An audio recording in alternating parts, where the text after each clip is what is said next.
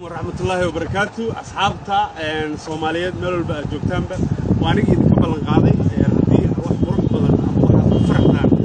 واحد اللي يرجلي هنا هنا لو ذاقو ما أنت هل كان أنجونا وحل يرى بيرت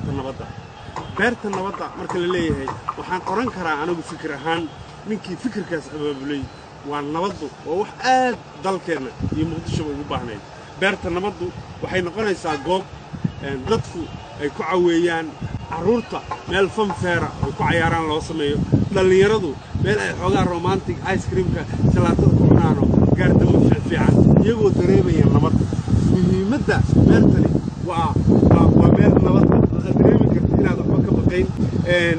waa meel qurux badan dadka qaar baa waxay isweydiin karaan ama Kampala jooga ma Bangkok Nairobi jooga ma kuwii London iyo New York jooga I can assure you meesha aan joogay waa Muqdisho waa beerta nabadda haddaan dhinacaan u soo dhaqaaqo oo u jeedaan beerta aad u baahan ilaa iyo halkaas ilaa iyo xaggaas dhinac walba oo wali inkastoo shaqadii socoto waxaa la rajaynayaa 2 bilood gudahood inay furmi doonto waxaana rajaynayaa haddii aad ama London joogtid ama aad waddan kaleba joogtid maalmaha ka mid ah inaad meeshaan aad soo booqatid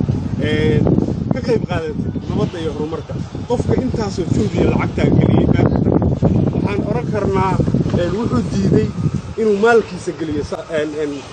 East Africa inuu maalkiisa galiyo Kenya inuu maalkiisa galiyo Kampala iyo Uganda iyo South Africa iyo meelahan la ku bahdilayo riskiga uu qaatay inuu xoolihiisa galiyo halkan asagoo laga yaabo xogaa walwala inay jiraan laakiin wuxuu u hiiliyay dalkiisa wuxuu u hiiliyay dadkiisa waxa ka shaqeynaya in 200 oo qof ka badan labadaas boqol oo ay ku sii xiran yihiin qofkiiba 10 qof oo 2000 oo qof bay shaqo abuuris iyo wax walba u sameynaysaa eega dhinacyada